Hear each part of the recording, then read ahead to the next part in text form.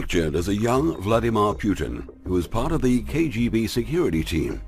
We see him introducing his son to the former US President Ronald Reagan. Also pictured is Mikhail Gorbachev. Vladimir Putin came to power with the sponsorship of Boris Yeltsin. Yeltsin came to power with the sponsorship of the Russian oligarchs. For millennium, the cabal has been using the Hegelian dialect. The Hegelian dialect was the policies of George Hegel, a German philosopher. All historical events emerge from a conflict between opposing forces. The whole purpose of the dialectic is to control the masses, like herding sheep. Whenever people see a group or belief system as evil, they instinctively move to the political opposite of what they identified as threatening.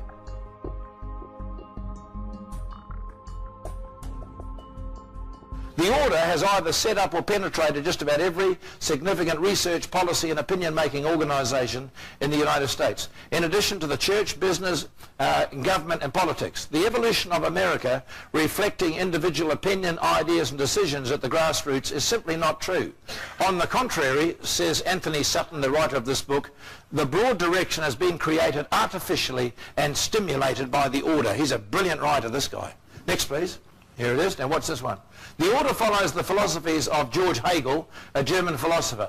All historical events emerge from a conflict between opposing forces. Excuse me, everybody. You must have a conflict before we get the New World Order. Now he divides the world, this philosopher called Hegel, he says part of the world is thesis, the other half is antithesis, and when you bring them together that is called synthesis. Let's look at South Africa, shall we? Thesis, Nelson Mandela, ANC. Antithesis, Buthelezi, the Zulus. There is no chance of peace between the two groups. Henry Kissinger goes over there. The next thing he brings them together and they have the rainbow nation, the new South Africa. It happens. That is called synthesis. What else? America and Russia. America, thesis, Russia, antithesis. At a certain time in history, they come together and they now have a headquarters running space program together. It used to be, hate each other. They said the axis of evil. They said the evil nation, satanic and so on. Next thing you see Ronald Reagan next to Gorbachev. And now it's Ronnie and Gorby. Putin's role was to follow Yeltsin's footsteps, as the Hegelian dialect was already played out in bringing the two nations, the US and Russia, together. But something terrible has gone wrong for the cabal and their world takeover. In the beginning, Vladimir Putin was playing a very complex multi-level game, just like a double agent, with some of the most insidious forces on the planet. He even accepted bribes and played the game of corruption until he turned the game against the cabal. Things have certainly changed in Russia. The Western worldwide media started the biggest lie and propaganda campaign against Putin and every country who opposes the New World Order. Keep in mind that currently 80% of US electronic and print media are owned by only 6 large corporations. This development has taken place in the last 2 decades.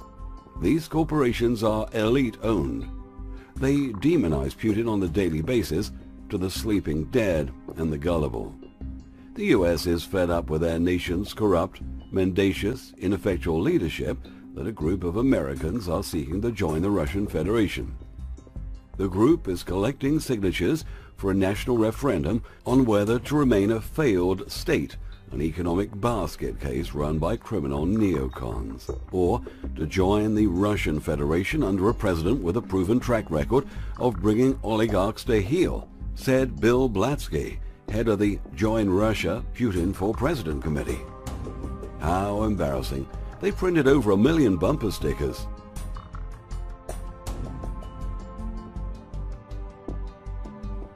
Top diplomat Christopher R. Hill says that Russia's response to the Ukraine crisis means that Moscow has betrayed the New World Order it has been a part of for the last 25 years.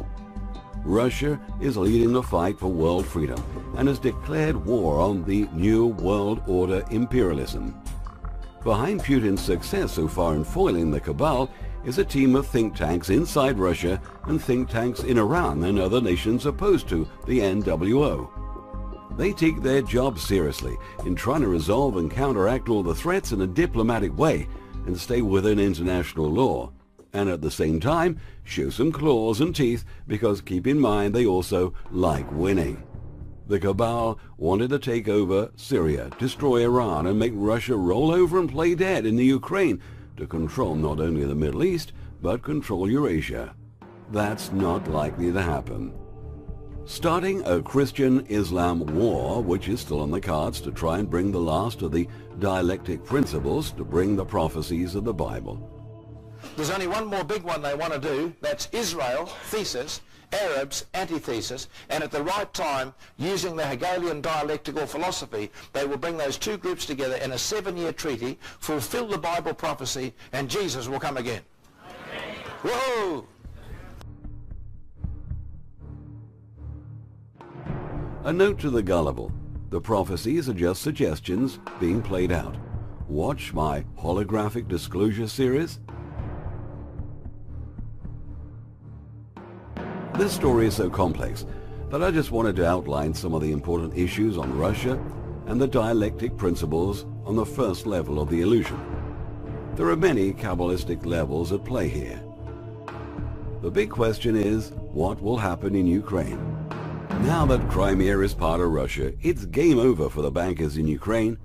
The US can threaten Russia all it wants with sanctions, but the truth of the matter is, Russia holds all the ace cards up its sleeve, and it'll hurt America and Europe a lot more. Their think tanks are steps ahead. Russian troops are mounted on the border. Ukraine has no chance against them.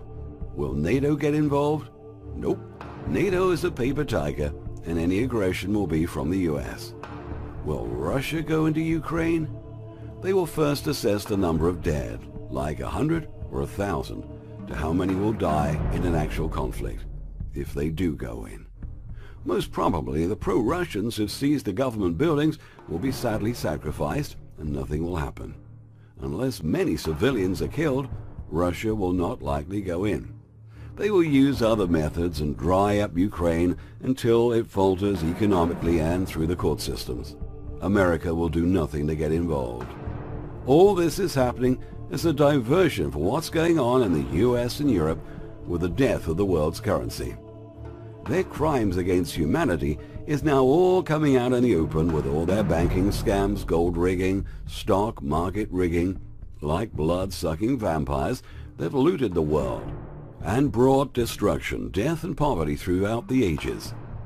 Desperately, they'll try to pin the collapse on Russia to bring in the new money system, whitewash all the past through a third world war that has been diverted that many times by the think tanks in Russia and the opposing world.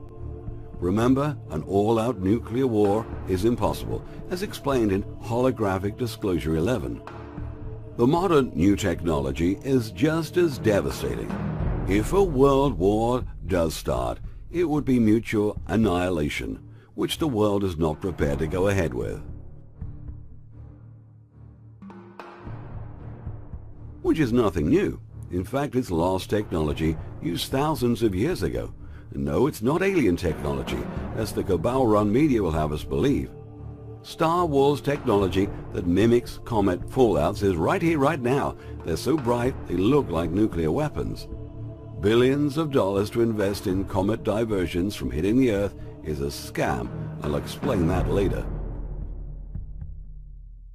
Arab states are tumbling down, not by invading foreign armies like what happened in Iraq a decade ago, but this time by cunningly and remotely triggering all the hot button spots that will ultimately lead to instability, sectarian violence, and civil war. A quick look at Egypt. Vladimir Putin, aware of the Western conspiracy, fought back with absolute courage and determination. And so did General al-Sisi in Egypt.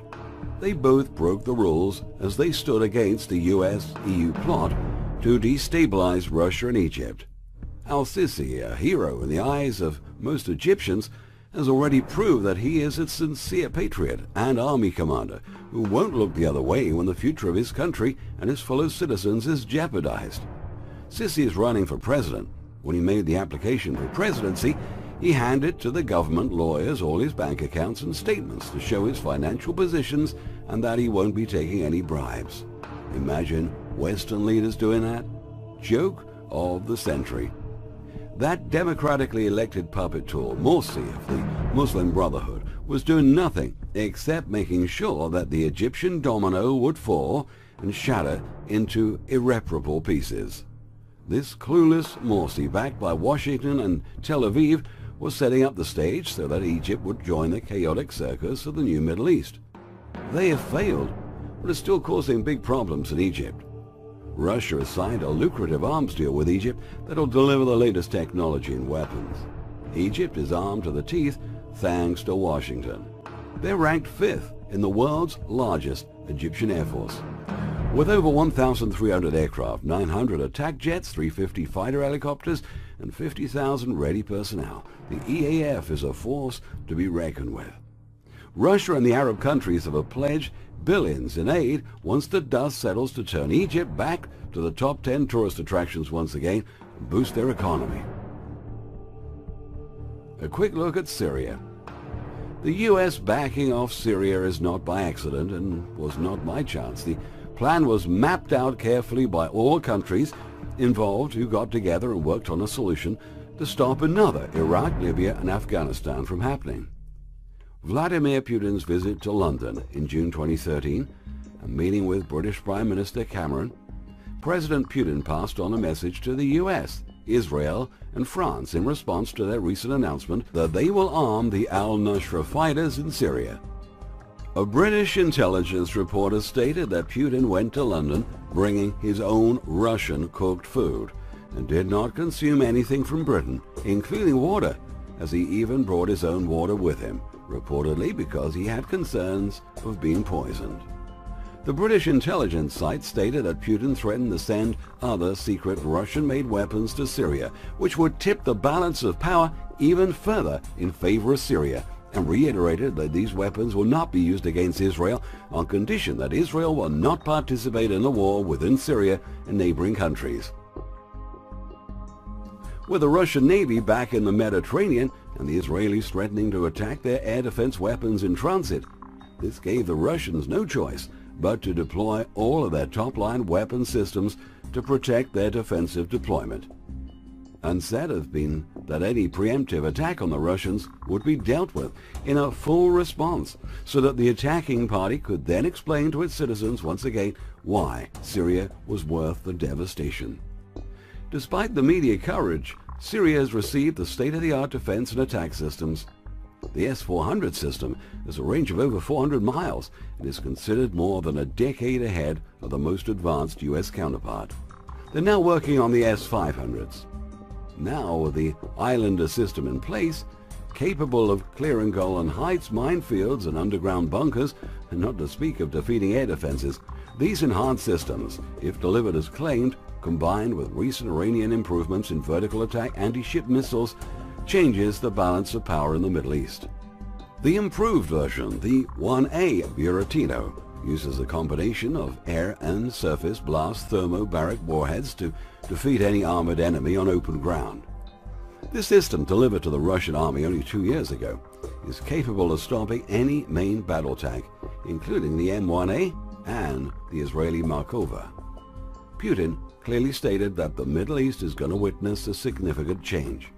Syria will be armed with weapons that have never been seen before in the Middle East, including computer-guided smart missiles that never miss their target. He also added that Russia will supply Syria with Sken 5 ground-to-sea missiles that are capable of hitting and sinking any target up to 250 kilometers off the Syrian coast. Syria is now on the verge to final mop-up operations. The plan is to bring Syria back to its glory, make it a powerhouse nation of wealth and modernization, importing gas and oil. China's plans to build a super train from Damascus through Tehran back to China's mainland is on the cards. China also proposed that Germany and China cooperate on building a new economic Silk Road linking China and Europe. The implications for economic growth across Eurasia are staggering. So, which way will China head? All the way to the bank. China has no intention of aggressive takeovers like the West. China is only interested in trading. During his visit to Duisburg, Chinese President Xi Jinping made a masterstroke of economic diplomacy that runs directly counter to the Washington neoconservative faction's effort to bring a new confrontation between NATO and Russia. Russia has plenty of important friends and is aligned with the BRICS nations. Every nation on Earth, thanks to the aggression of the cabal, has to now arm itself to the teeth to protect its sovereignty. Wasted money in an arms racket when the people of those nations are living in fear and in poverty. The control of the U.S. by the wealthiest families of the planet is exercised in a powerful, profound, and clandestine manner. The world now awaits World War III. Third World War is already here, called the Quiet War, being conducted under subjective biological warfare, implying extensive objectives of social control and destruction of human life. In other words, slavery and genocide. The concocted war on terrorism, false flags, looting, stealing, and false democracies. The list is endless. The U.S. should have had their streets lined with gold at the enormous prosperity it possesses. Instead, it has been sucked dry by the cabal vampires. Vladimir Putin is not America's enemy, but a friend. Putin is emerging as a worldwide voice respected throughout Asia, the Middle East, South America, and even in the United States. People throughout the world are now uniting in knowing that they all have the same common enemy. Many people are thinking Putin is part of the New World Order. If this is so, then why is Syria, Iran, and Egypt still standing? But doesn't Russia have a Rothschild bank? Do you think Putin's going to change all that overnight? The foundation structure of banking and trading? Some say the world powers are splitting the cake. Only time will tell. But my gut feeling is telling me that people have had enough of this New World Order. Moscow is seeking the lead in an alternate BRICS-aligned faction that will pose a major threat to the unipolar future envisaged by the cabal. The New World Order plans are not going to schedule, or so it seems, a one-world government. Of course, the illuminated cabal knows this quite well, that humans will never accept it. How can they? How can there be a one-world government in this dualistic system when the left and right hemispheres of the brain exist? Therefore, the illusion of choice must be presented, but not necessarily a one-world government. There are things happening on different levels of reality, unseen and unknown by our ruler leaders.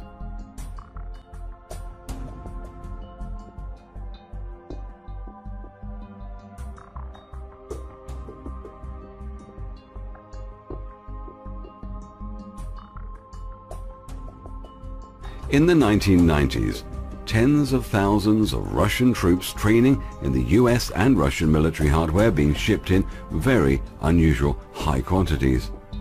There are also strange marking codes discovered in the back of a lot of signs that indicate a form of mapping directions for NATO foreign troops to get around in the US. Now, when I was in America, I don't often say this, but I might as well say it here tonight. My driver, who has carried all the prophetic preachers across America before me, told me, he said, every time we get to a bridge, you watch.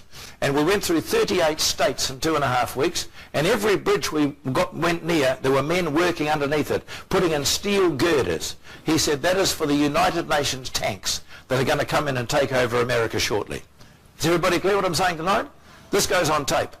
The whole of America will be inundated with United Nations troops. In fact, they're training now in Alamogordo, New Mexico. And very shortly, what they're going to do, George Bush is going to send the American troops out of the country to all these trouble spots called the axis of evil. And while he's got his own troops out of the country, the United Nations will take over America and imprison Christians and imprison patriots, because they're going to introduce their one world government. Anybody who is against it will be in prison.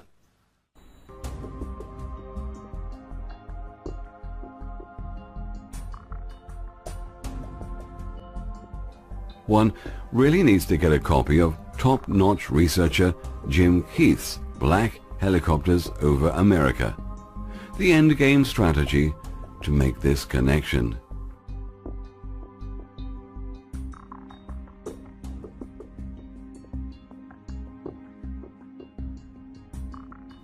Confrontations boldly draw the battle lines allowing people to see what's going on, but lately they seem to be going full steam ahead, making the moves more and more obvious.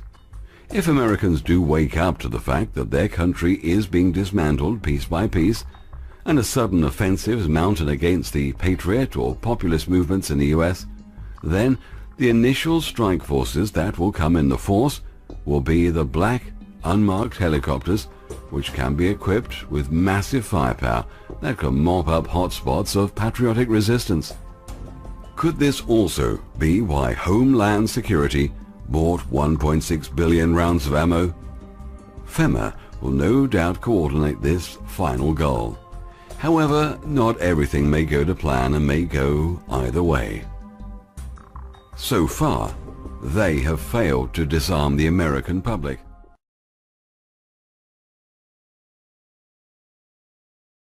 We would like to take a few minutes of your time to inform you about the United States government's plan to murder over 120 million citizens. We do not have enough time to let's see what his Secretary of State had to say after his actions killed over 500,000 children. We have heard that 500,000 children have died. I mean, that's more children than died in Hiroshima. And you know, is the price worth it? I think this is a very hard choice, but we think the price is worth it.